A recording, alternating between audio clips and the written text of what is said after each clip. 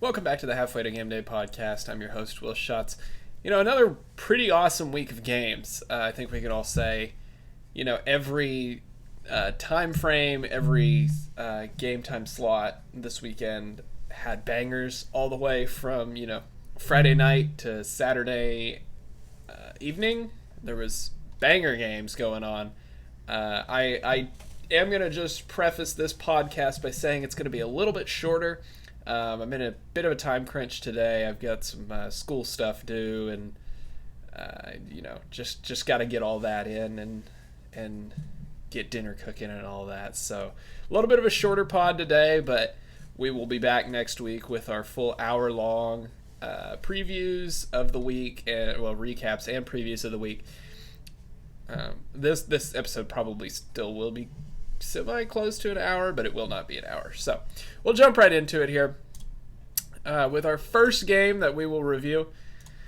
A controversial ending is really what we're going to be talking about. Virginia Tech, who is by all accounts off to a very disappointing start this year, goes on the road to face number 7 Miami and basically does everything in their power to win the game except for actually winning it. Now, what I mean by that, Miami probably deserved to lose this game.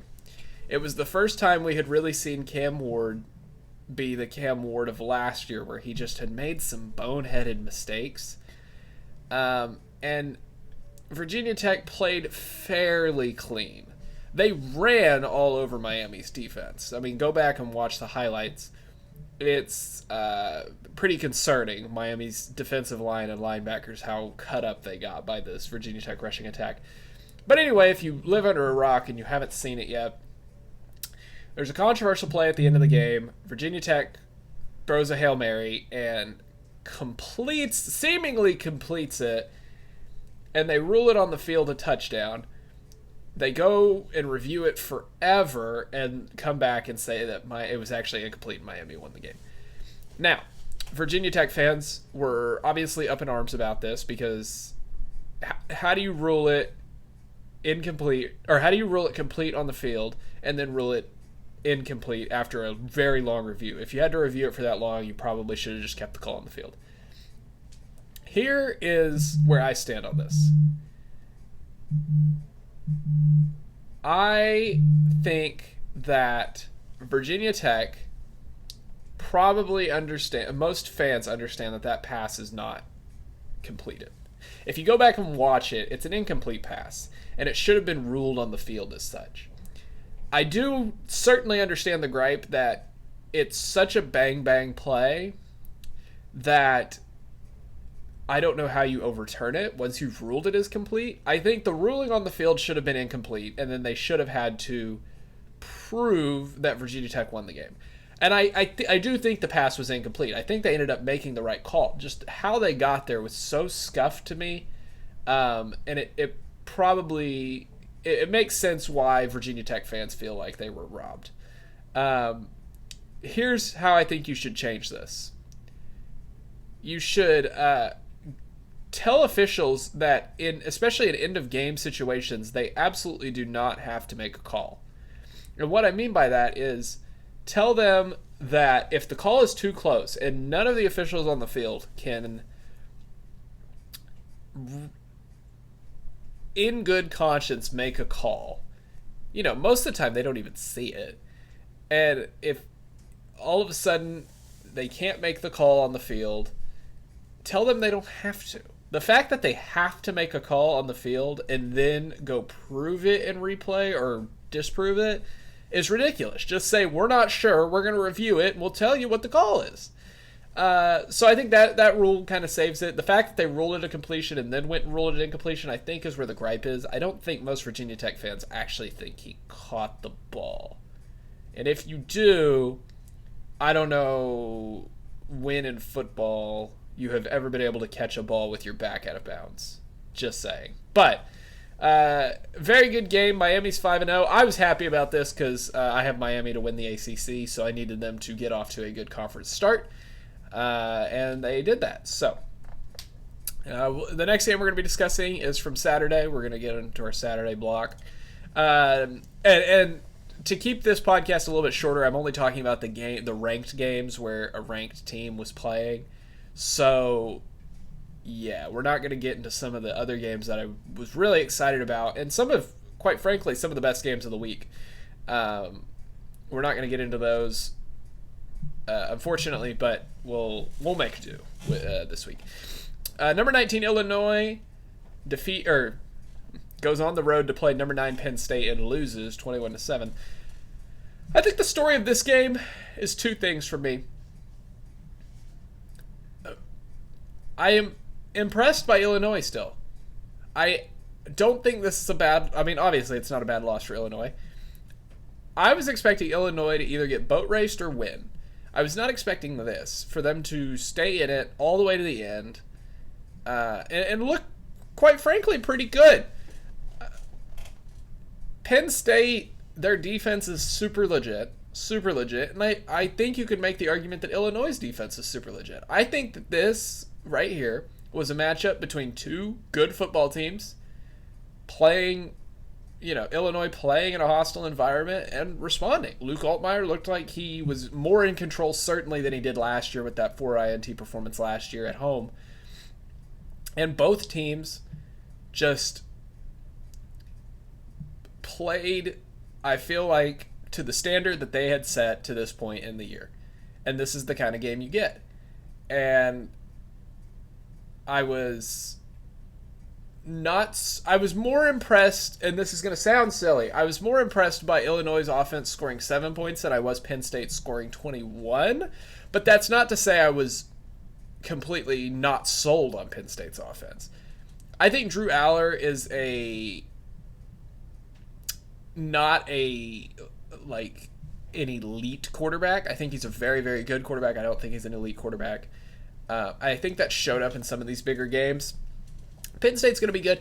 Illinois certainly is still good and certainly is still in the conference race, right? I mean, you lose to Penn State, you're going to have, other tough games, but Illinois is still a good football team. And I think that this score is not concerning to me from either of these teams' perspectives. I think that this was just a good game played between two teams. And quite frankly, the team that was better won, but the team that was not as good was not horrible and definitely held their own. So, very impressed by Illinois, but also impressed by Penn State. It takes a good team to put a team away at the end of the game, and that's what Penn State did late. So, pretty good game out there at Penn State. The next game we're going to be talking about is an upset. Number 10 Utah loses to Arizona 23-10 at home. Now, this was probably the most embarrassing loss of the weekend, I would say, because of the expectations that had been put on Utah after beating an Oklahoma State team that, quite frankly, isn't very good.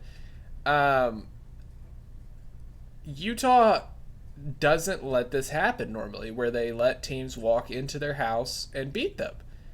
And they did. And they got beat. Utah didn't look nearly as good as they have all year. And I think that this mentality that Utah had that had started to form, that I had seen, where they could just walk through the season without Cam Rising, and Isaac Wilson could be kind of a game manager. He's not as good as Rising, but he'll just be able to win us games because we're Utah. I think that idea had started to form in the fan base, and maybe even with the coaches. It's not true. This team needs Cam Rising back bad. Oklahoma State is a lower to mid-tier Big 12 team, in my opinion. And yes, of course Utah beats them, but they beat them 22-19, right? So I think that maybe jaded their perspective slightly on how good Utah thought they were. They're not good enough to sleepwalk through the season with Isaac Wilson. I don't know what's wrong with Cam Rising, but it's ridiculous. Like, either say he's going to play or say he's not going to play. You're not giving yourself a competitive advantage anymore. I mean, it's ridiculous. it's honestly it's bad for the sport because it delegitimizes a lot of the betting and stuff, which is what is ultimately the next level of legitimization for the sport. And it's ridiculous for the fans who are paying to go see games where they think, well, maybe Cam Rising will be back this week. Oh no, it's Isaac Wilson. Oh no, we just lost to an unranked team, right? It's ridiculous. If I were a Utah fan, I would be saying, we either tell us Rising's going to play or he's not. But quite frankly, Cam Rising might need a... I don't know what's wrong with him, but if it really is just that finger, he needs to tough it out a little bit. I know now it's not that finger. It's something to do with his knee.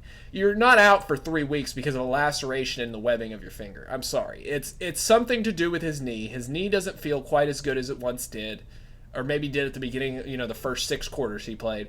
And now he's maybe struggling with it. Utah, this was a gut check. They're not good enough to sleepwalk through the conference. I think they thought they were after the Oklahoma State game. We have now seen that they are not. So some changes need to be made. Arizona, great bounce back here. After that Kansas State loss that was quite frankly close to being embarrassing, you go on the road and you beat a tough Utah team. Arizona's certainly in, the conference. What's Arizona's schedule look like? They're certainly in the conference race. Texas Tech, then they play BYU in Provo.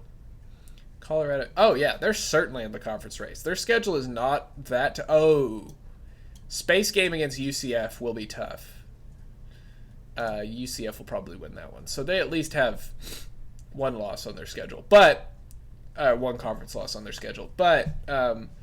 hats off to Arizona. Going into Utah and beating them is not something many teams do, and they did that.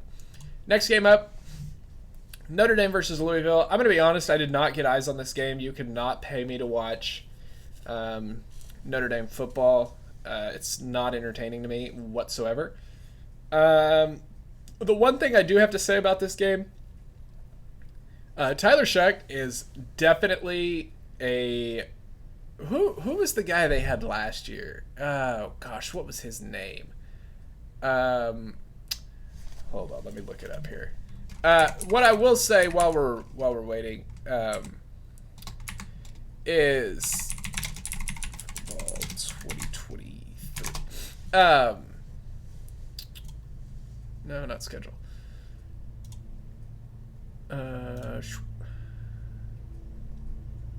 Let's see. Where is he? Jack Plummer. Tyler Shuck is a infinitely better quarterback than Jack Plummer was last year. So good for Louisville in that regard and upgrading there. What I'll say about Riley Leonard, I don't think Riley Leonard should start anymore. I think he is one of the most disappointing transfers of the year, besides maybe some of the guys on FSU's roster. I don't know. He's not that good of a quarterback to me. And they won this game. They still have a chance to get into the playoffs somehow with that Northern Illinois loss. Good for Notre Dame. Louisville always seems to lose the big games, don't they? I mean, it just seems like that where I never see, if Louisville's in a, like this, a top 20 matchup, it seems like Louisville is never on top. I know that's not true. I know that they literally beat Notre Dame last year, but it just, to me, it always seems like Louisville is on the losing end of these games. And it seems like that to me with NC State too. I don't know why. When I hear those schools, I think just, well, they're going to lose that, but it always seems to happen. So good for Notre Dame, I guess. I am not a fan of Notre Dame. Obviously this year, I don't think they're very good offensively. Their defense is good. But we'll see where the rest of the year takes them. Next up, number 20, Oklahoma State 20, number 23, Kansas State 42. Alan Bowman sucks. I'm just going to be honest with you. He cannot be the best quarterback on this Oklahoma State roster. Let me start by saying Kansas State, this was a game at halftime, and Kansas State had the killer instinct to close it out. Avery Johnson, great bats back game, had some very nice runs. It was excellent performance by Avery Johnson, besides the one interception he had, which was a bad interception. It was a pretty excellent performance. The run game, obviously, 12.5 yards a carry for DJ Giddens. Porous Oklahoma State defensive line, but DJ Giddens, great back. So that Kansas State running attack is real. I'll just say for Oklahoma State, Alan Bowman cannot be the guy anymore. I'm sorry. He just can't be. He does not scare teams enough, and they can't get Ollie Gordon going. It's a little bit misleading because it says Ollie Gordon's 15 for 76 and, 5.1 a clip or whatever. That's misleading. 73 of those yards were in the first quarter. So, yeah, tells you about how that game went. Oklahoma State defensively is porous, and offensively they're bleeding right now. So we'll see how they recover. They're 0-2 in conference play for the first time since 2005.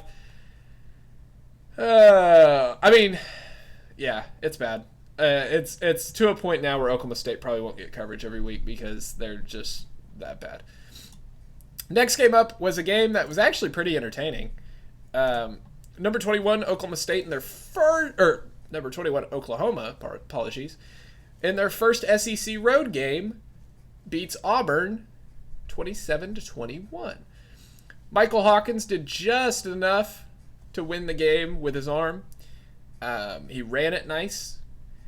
But the real story about this game is the fact that Auburn lost it. And what I mean by that is obviously Auburn lost it, but Peyton Thorne had played pretty well up until, and you can see it if you're watching visually, you can see it over here on the right side. We can play it. The pick six that he threw, there's 4 minutes left in the fourth quarter, and they're up by 5 at midfield. Why in the world is the coaching staff letting Peyton Thorne throw the football? Why in the world is that the call from midfield? Right? Can't be. He's not that good. I get that he had played well to that point. He's not that good. So, Auburn, it's got to be so frustrating to be an Auburn fan. It's got to kind of be like how Nebraska was the last couple of years, where you just know that no matter what you do, you're not going to win. It's crazy. Like, no matter what you do, no matter how well you play, you're not going to win the football game. And that's really unfortunate because they really and truly did everything they could to win the game. They scored 21 against this Oklahoma defense that, quite frankly, is elite. I'm going to say it. They're an elite defense. And they couldn't... They let the game-winning touchdown be scored with Auburn's defense not even on the field. Can't happen. Auburn squandered this game. They deserved to win. They didn't deserve to win. They had done enough to win, and they lost. And that just seems like it's the Auburn experience. Last game we're going to be recapping this week before we get into the new halfway to game day rankings is the game of the year. I don't even really need to see any other games. I don't know how a game could possibly beat this one for that status. Number 2 Georgia, 34, scores 34 points while traveling to number 4 Alabama in Tuscaloosa, who scored 41.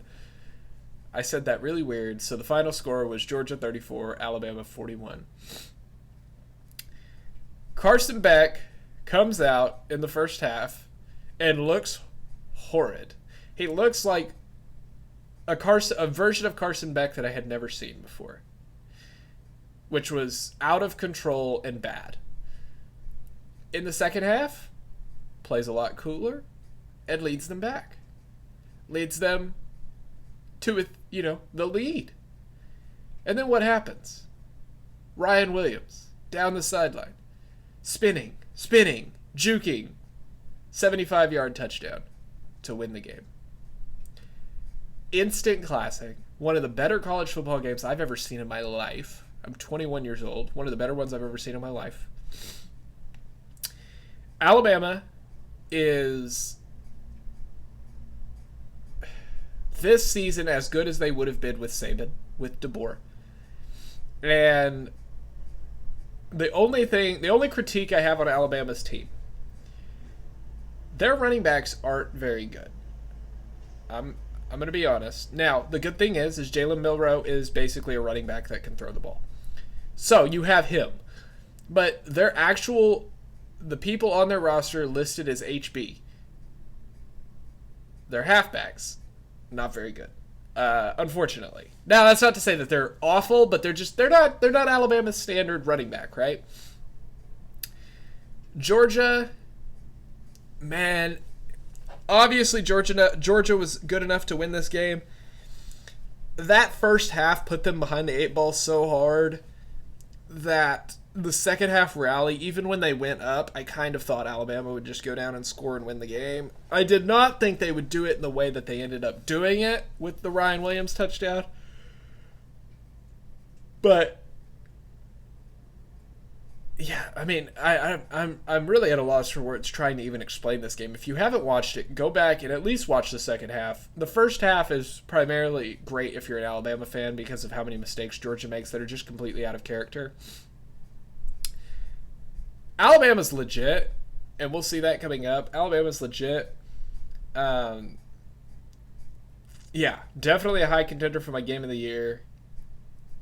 Jalen Milroe is the Heisman frontrunner. I will say that too.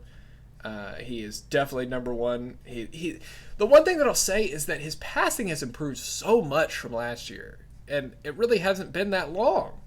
You know, just what would that be? 14 games ago, or whatever. We would have said, you know, Jalen Milroe, you're crazy if you think he can go 27 for 33, 374, 2 touchdowns and a pick against Georgia. It would probably be 18 for 33, 198, 1 touchdown, 2 picks. That would probably have been a stat line a year ago in this game. He's improved so much as a passer. He had 374 yards passing and 117 rushing and 4 total touchdowns in the biggest game of the year for them. I mean, so far. Probably the biggest game of the year for Alabama. So, yeah, I mightily impressed by Alabama. Still not out on Georgia. I think some of the narrative has, you know, not from every podcast and not from every news media, but some of it has been, well, Georgia's just, they're not as good as we thought. No, I think they're as good as we thought. I just don't think they're as good as they have been in years past, right? I think that if you came into this season with the expectation that this was going to be back-to-back national championship Georgia, you were probably setting yourself up for disappointment. This is still an elite, top of the college football world team. They're just not as good as those other teams, so it allows for more parity at the top and allows for a score like this, where Alabama ends up winning at home. The fact of the matter is, this game, if the line were to come back out again, it would probably be a pick 'em. Maybe Georgia by a half a point or a point, but it would probably be a pick 'em, and you would probably still see a game that was, just as good. I hope that these two teams play again, and we get to see a rematch of this, because if it's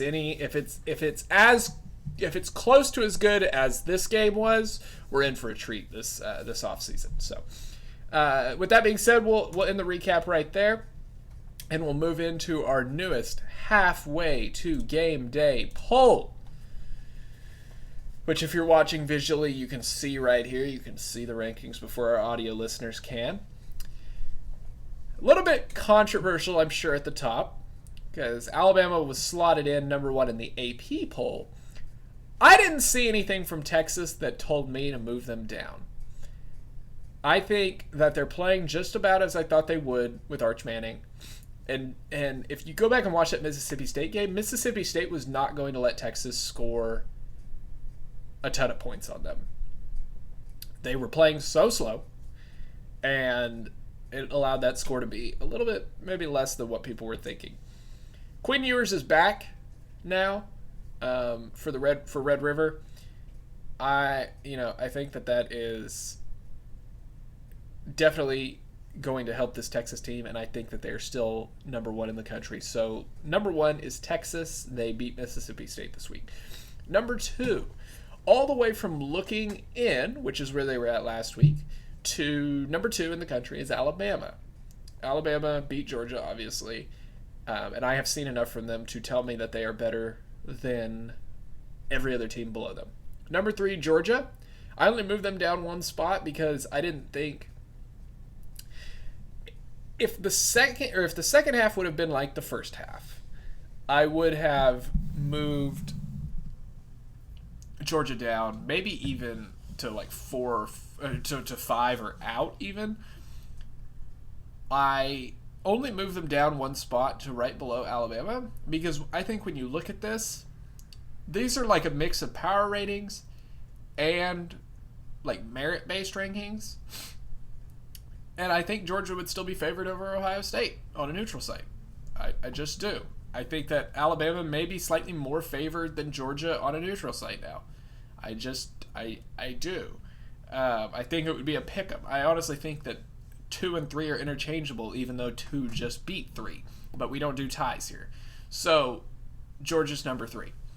Number 4, Ohio State. Still haven't really seen it out of them, right? They beat down on Michigan State. I haven't been impressed with the win that they've had on their schedule. So they're number 4. They're an elite team, certainly, but they've got to play somebody, man. Number 5, Tennessee. They were off this week. Had to move them down one just because Alabama got slotted in above them. I still think Tennessee's a very, very good team. They're one of my favorite teams this year. So, yeah, they're slotted in at number 5. Not much to say about them. They were off this week. Moving all the way up into looking in is Penn State. They beat Illinois, of course. So this technically is them being ranked at 6. Penn State.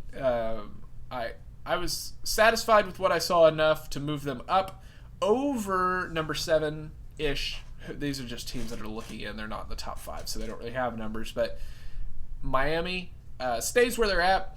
I think they got lucky. So their punishment wasn't to move them out of the looking in, because I do still think they're looking in. I do still think they're within striking distance to be in the top 5, but they're not good enough, obviously, to get slotted up with all the chaos that, all the movement in the top 5. They're not good enough to be slotted in with that Virginia Tech win. And then, obviously, Ole Miss fell out after their loss to Kentucky. Ole Miss has real problems, and I hope that they can figure them out sooner rather than later. Next thing we're going to look at here, top 5 games the next week. This is just a little preview that we like to do here to show what games that I am definitely going to watch. We'll start at 2:30. Number 12, Ole Miss is traveling to South Carolina. I really think that this could be an Ole Miss team that loses 2 weeks in a row. I think that South Carolina is one of the hardest places to play in the country, of course. And I have come around to South Carolina. I now see it. And I think that Ole Miss really could lose this game. At 2:30 in South Carolina, yeah, I think this is definitely a place that they could stumble and lose 2 weeks in a row. At 6 o'clock, number 15, Clemson versus Florida State. Obviously, this is a rivalry game, so it's going to get crazy. Brock Glenn is playing for Florida State. We'll see how that affects their offense. And Clemson's been playing really good football. I think Clemson wins this game, obviously, but rivalry games, stuff, crazy stuff happens. At 6:45, UCF visits Florida. This is a game that I think is the spot that we could see Billy Napier get fired. If UCF, who is a Big 12 team, walks into the Swamp, an SEC blue blood, and beats Florida, this could be the game that I think Billy Napier gets fired. At 9:30, number 8, Miami visits Cal. Long road trip for Miami. Cal has played pretty good. They're not an elite team or anything, but they've played very solid. And at 9:30 on the West Coast, this could, crazy stuff has happened. This is kind of like an old Pac-12 after dark, slip-up spot. So we'll see if Cal can get it done at home. And then our game of the week is at 11 a.m. We're going to jump all the way back to the morning window. Number 9, Missouri versus number 25, Texas A&M. Number 9, Missouri going to Kyle Field intrigues me. We all know how I feel about Missouri. I don't think Missouri is an elite team. I don't think they're really even like a very good team. I think they're an above average team. I am curious to see how they're going to respond to the environment at Kyle Field for a ranked matchup at 11 a.m. We'll go back now to our bet recap from last week.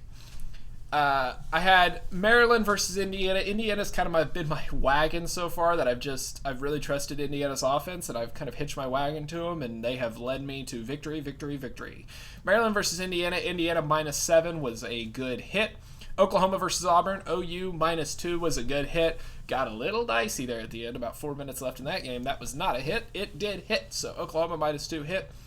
Georgia versus Alabama under 48.5. Wolf, that was completely off. That was a bad bet. South Alabama, LSU, USA +22.5. LSU showed up, quite frankly, and just beat down on South Alabama. Wasn't expecting that. They did it. Good for them. And then my Twitter pick this week for the upset, BYU was an underdog versus Baylor at +135. BYU jumped out to a big lead and then played around and let Baylor get back into the game, causing me to be concerned for my bet. I shouldn't have been. BYU picks up the victory, which makes my Week 5 record 3-2 and my overall record on the season 9-6. So we're playing pretty good here. Hopefully we have another good week with the best bets of the week. These are brought to you by MyBookie. Missouri versus Texas A&M. Texas A&M -2. I think Texas A&M wins the game. I think they cover. Giga Maggies. Then I have a 2-for-1 special, kind of the first one of the year here. Indiana versus Northwestern. I have Indiana -13.5. I think Indiana probably wins by 3 touchdowns, which is more than 2 touchdowns. So we'll take Indiana with the spread. Then I have, again, Indiana versus Northwestern over 42. Indiana's offense is really good, and I'm pretty sure they can cover this on their own. Northwestern, if they give me 7 or 10 points, and Indiana only has to score 35 to 32-ish, then we're in a good position. And then finally, Michigan versus Washington. Michigan +2.5. I don't think Washington's that good. I know that they're on the road and they have to travel to Washington. I'm not convinced Washington's all that good. I think Michigan covers the spread either by 7 or 10. So I get plus points there. I'm going to take that. And like I said, this week would be a little bit shorter. We're at about 32 minutes, 33 minutes-ish. But that's going to do it this week. Hopefully next week we can get back to the hour-long episodes. Just this week I was at a bit of a time crunch, and I wanted to get a podcast up. So, yeah, hopefully, this is a little bit weaker slate of games this week. But that does not mean it's bad. Obviously, crazy upset potential this week, I would say, and hopefully we get to see some, and whenever we come back next week, we can have a nice long pod talking about all the crazy stuff that happened this week. So if you're going to any games, please, drive safe. Don't do anything stupid. Have a designated driver available if needed. And we'll see you next week on Wednesday, of course, for another Halfway to Game Day podcast. Have a good weekend.